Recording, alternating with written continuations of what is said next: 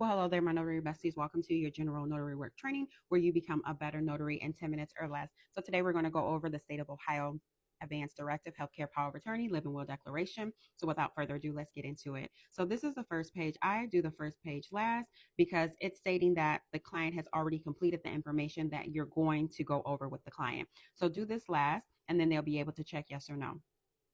So let's go to this page. State of Ohio Healthcare Power of Attorney. My client's name is Jane Doe, as you see here. This is her date of birth, and these are the instructions. Now, if the client is bringing you the power of attorney, they have already gone over it sometimes, but sometimes they have not. So what you want to tell the client is make sure they read over everything, and this is the definitions of what they're actually going to come across in the power of attorney. So if they have any questions, go back to this page because it goes over artificially or technologically supplied nutrition, hydration. It goes over the DNR, CPR, comfort care, healthcare, all of the information that they will see throughout this document is going to answer that question. So if the client has any questions, send them back to this document, point to where they need to be as far as to answer the question, and so they can read it and you can go ahead and proceed with the document. So this right here is stating that the client would like to name a person as her agent to have the authority to make certain decisions. So she would like to assign her husband, John Doe. And of course, as you can see, she's already put the name, address, and phone number. And it's very important because right here it reads they need the name and the relationship. John doesn't have a middle name, so you don't have to put his middle name. So he doesn't have to put his middle name. But if John does have a middle name, you can go ahead and put that middle name in there as well. So this is just stating that if my client places her initials here, she authorized her agent to obtain her protected healthcare information immediately at any future time. So she's already initialed there. Now, here is if she wanted to assign an alternate. She has the option to assign two alternate agents to have authority to make decisions. At this time, she doesn't have any alternates. She doesn't have any additional alternates. So she's going to put X's here so no one can fill in that information. And right here, as you can see on the instructions, they want to X out anything that's not used. Okay. So, like I said, the client has already read through this. And so now we're going to go through the parts where the client needs to initial. So this right here is just stating that the client gives her agent authorization to refuse treatment if it has started or to withdraw consent to the provision of artificially or technologically supplied nutrition or hydration if she is permanently unconscious in an unconscious state. Also, it states and her physician and at least one other physician who has examined and has determined to a reasonable degree of medical certainty that artificially or technologically supplied nutrition and hydration would not provide comfort to her or relieve her pain. She wants to do that, so she's going to initial there. Also, I want to point out something. My client, you want to put their full government, you want to make sure that they put their full government name here. My client's name is Jane Mado because that's her middle name. So when she initials, she's going to initial all three, JMD. Okay. So if she has any further instructions that she wants to tell her agent or anyone that's going to take over or read this power of attorney, she will write it here, but she doesn't have anything else. Everything is sufficient so far. Okay. Right here is just stating that she intends that the authority given to her agent in her healthcare power of attorney will eliminate the need for any court to appoint a guardian or of her person, which is her. Okay. But it also reads, however, should such proceedings start, I nominate the persons below in the order listed as guardian of my person. So it also reads, by writing my initials, signature or check mark in this box, I nominate my agents and alternate agents, if any, to be guardian of my person in the order names above.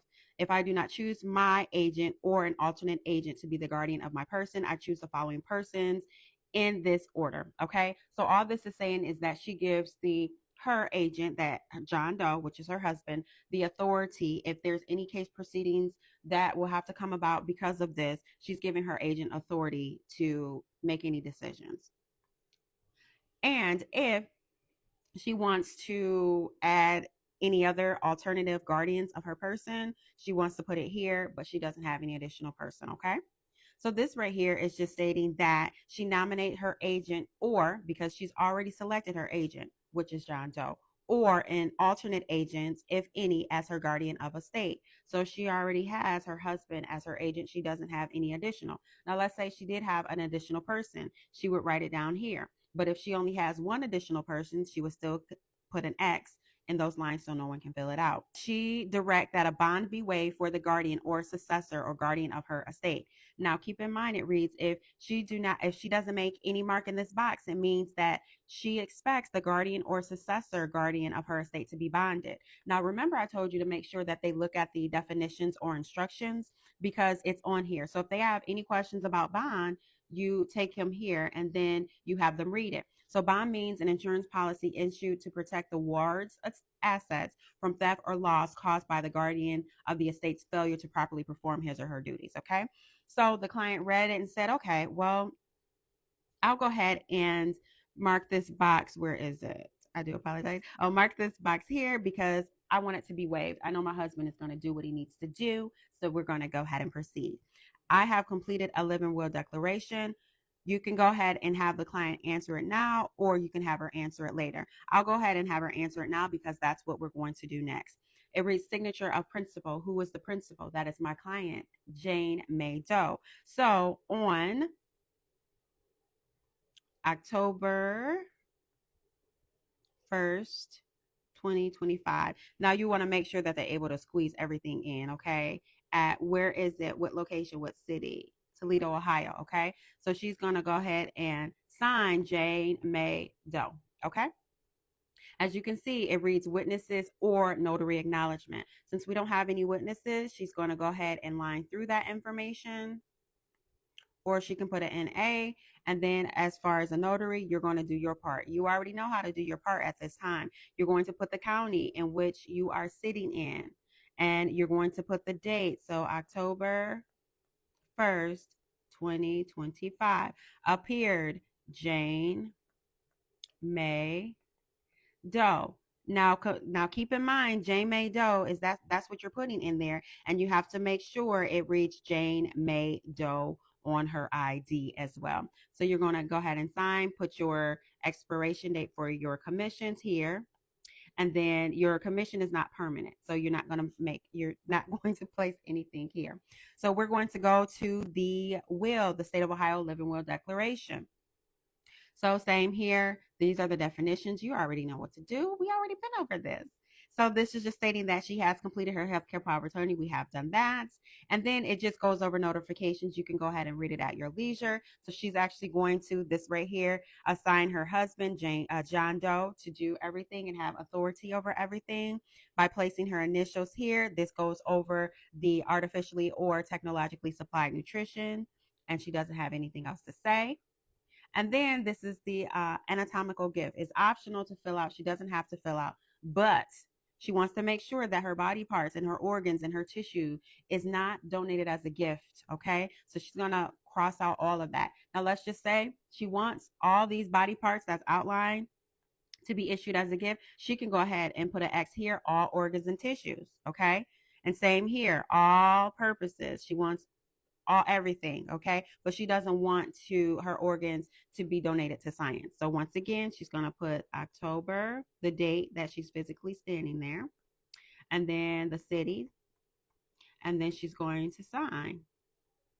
Now, right here, we don't have any witnesses because it reads or right here.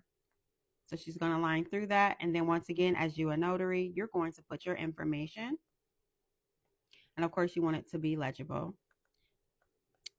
And once you do that, you sign expiration. Of course, you place your stamp. And then as far as up here where you have to notarize, of course, you already know what to do. You place your stamp here. And that's pretty much it. But do not forget, and this right here is the Ohio Donor Registration Enrollment Form. If she does not want to fill this out, she does not have to. She can X that out. And then you can go back to the first page and yes, yes, yes, yes, and yes. And then that's it. So hopefully that helps. And if you have any questions, put it in the comment and I'll see you next week, my notary besties.